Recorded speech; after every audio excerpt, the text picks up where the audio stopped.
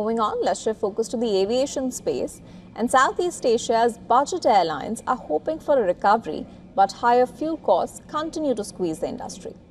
Latest results from AirAsia, Scoot and Cebu Pacific show that higher fares have not been enough to fully offset rising fuel costs.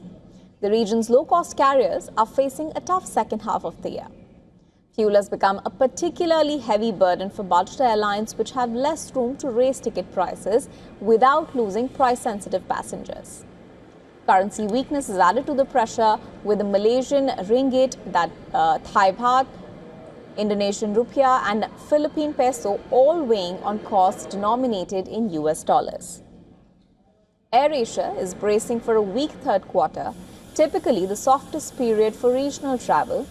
The carrier plans to cut seat capacity by 20 to 25% on a year-on-year basis.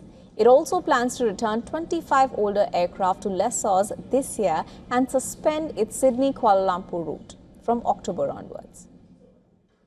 AirAsia says it expects to restore capacity to pre-war levels in the fourth quarter, with forward bookings tracking close to last year.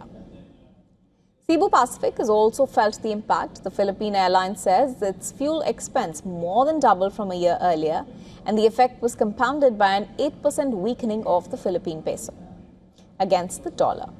Now, the carrier has hedged about 30% of its third quarter fuel needs at below $120 a barrel and providing some near-term protection. Meanwhile, Scoot has continued adding capacity as demand remains strong, but its passenger unit cost rose more than 21% in 3 months to June. That pushed its operating loss to 32 million Singapore dollars. That's almost double the loss recorded a year earlier. And this is not a new problem. Southeast Asia's budget airlines have been under pressure for months. Airline executives and analysts say that lower fuel prices would ease immediate cost pressures.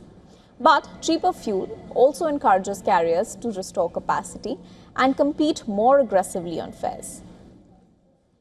Demand may also come under pressure as households remain cautious about spending. The industry should also look at the United States for a cautionary tale.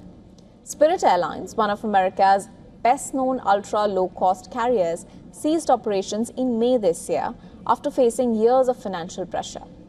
For Asia's budget airline, Spirit's fate highlights the risks of operating with thin margins when fuel costs rise and fares cannot keep up.